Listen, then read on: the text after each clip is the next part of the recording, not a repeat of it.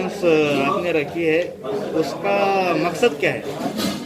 मकसद जो अभी काम चल रहे हैं संगठन के और जो मांगनियां हमने की है उसमें से जो मांगनियां पूरी हुई है और आगे किस तरीके से हमारे संगठन का जो अभी काम चलने वाला है उसकी जानकारी जनता तक और बाकी सब तक पहुंचनी चाहिए। ये हमारा वो है कि प्रेस से मीडिया के सारे साथियों से मुलाकात करें, कुछ आप लोगों से भी आदान प्रदान होता है, कुछ समस्याओं का हमको शहर का विकास करना है, विकास की राह में आगे चलना है। उस सिलसिले में आज की अपनी प्रेस कॉन्फ्रेंस। इसमें क्या मुद्दे लिए गए आपने?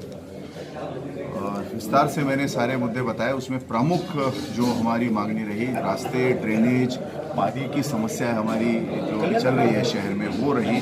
दूसरा जो काम हो चुके हैं, जैसे जो 152 करोड़ की वो निधि आई है, पानी की 1680 करोड़ की पाइपलाइन आई है, गुंठेवारी जो हुई है, कांग्रेस की मांग थी उसको पूरा किया, उसका धन्यवाद भी हमको माननीय मुख्यमंत्री साहब को हम देते हैं।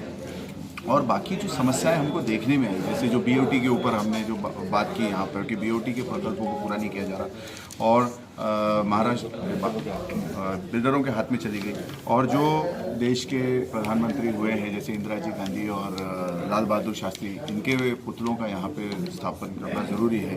और जो सरदार पटेल जी के पुतले को झाँक के रखा हुआ है उसके प्रति हम लोगों को बहुत गुस्सा है कि ये झाँक के नहीं रहना चाहिए, ये जनता के लिए फिर से खुला होना चाहिए। और वहाँ जो गार्डन है उसको सरदार पटेल उद्यान के नाम से विकसित किया जाना चाहिए। और अगर ये नहीं होता है तो हम इसमें आक्रामक भूमिका देने वाले हैं।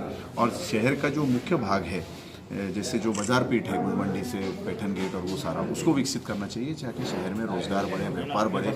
और एक शहर के अंदर हमने जो हमारी प्रमुख मांगनी अभी चल रही है कि शहर के अंदर एक टूरिज्म कॉरिडोर होना चाहिए। औरंगाबाद ये टूरिज्म कैपिटल होने के बावजूद दुर्भाग्यवश यहाँ पे टूरिज्म कॉरिडोर नहीं है, तो टूरिज्म कॉरिडोर बनाना चाहिए। उसका प्लान हमने पूरा सबमिट किया हुआ है स्टेट गवर्नमेंट को, ब्लूप्रिंट।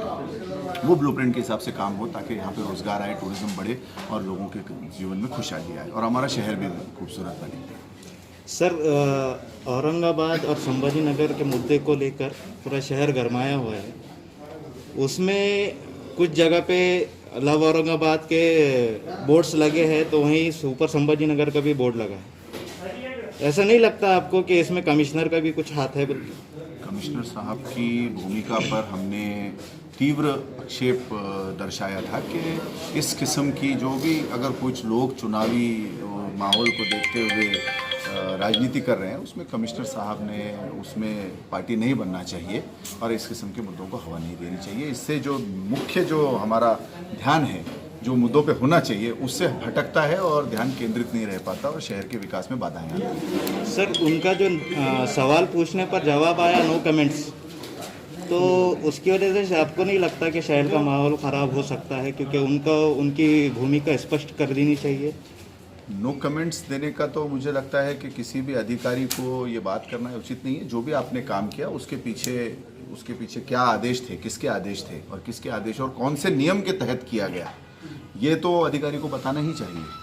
जवाबदेही सबकी बनती है। जैसे कि आम खास मैदान पर स्मार्ट सिटी ऑफिस भी बनाया जा रहा है, वक्फ बोर्ड की जगह होने के बावजूद भी एडमिनिस्ट्रेटर कुछ मानने को तैयार नहीं है। उसके बारे में मैं अभी जानकारी पूरी इकट्ठा करके जो सही भूमिका होगी वो कांग्रेस पार्टी की तरफ से हम रखेंगे। अगर गलत है तो हम उसके लिए बात करेंगे कि इसमें किस तरीके से वो किया जाना चाहिए, और अगर वो सारे नियमों के और उसके हिसाब से हो रहा है, उन्होंने कुछ परमिशंस ली है तो उसको भी हम देखेंगे।